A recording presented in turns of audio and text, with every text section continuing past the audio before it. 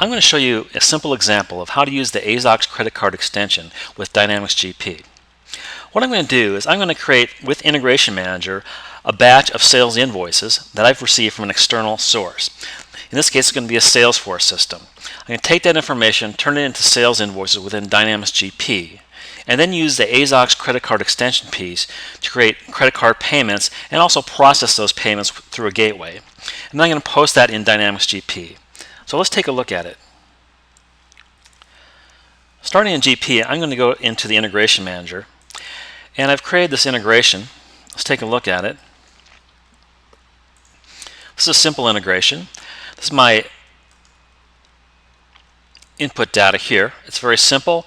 It has a customer name in it. It's got the item from the item master file and then the current price. So let's run that integration. And again, what it's going to do is it's going to create invoices in Dynamics GP. And I'm going to take those invoices and I'm going to use Azox credit card extension to create the payments and also process those payments. So the integration is done. Let's take a look at the batch in GP.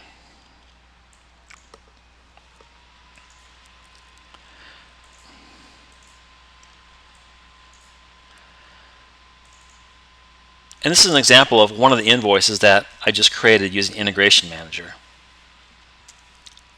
To use the Azox credit card extension feature, there's two steps that I take. The first one is I'm going to look up the batch and I'm going to save it, meaning I'm going to set it aside for credit card processing. So I'm going to do a simple sales transaction. This is going to authorize and also settle the payment with a credit card processor at the same time. So let me look up the batch ID. This is the batch that we just created. I'm going to redisplay that, and you'll see all the invoices right there. So what I want to do is I'm going to mark all, and then I'm going to save it. That is step one. Next, I'm going to actually create the payments, authorize and create those payments through the gateway. So let's do that. Open up batch processing here. And again, it's going to be a sales type transaction. Let me redisplay that. Here are all the saved credit card transactions. They're ready to be processed. So I'm going to hit mark all and then process.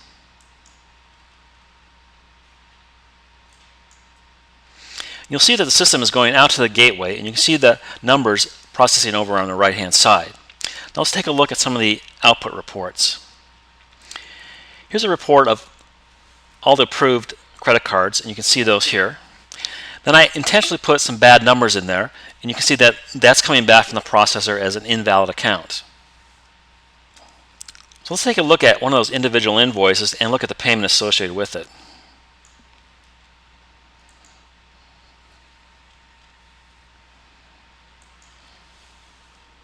Here's one of the invoices here. You can see this is a normal invoice. This is the one that I imported, and then I processed the payment and created a deposit for me automatically.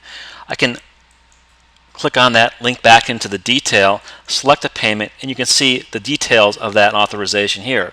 I've got an authorization code, and you can see that the credit card number is encrypted in the database and just showing the user the last 4 digits.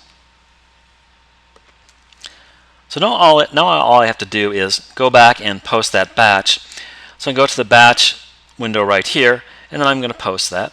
Now it's going to post most of those with the credit card payments. The ones that have been declined are going to go in as regular receivables.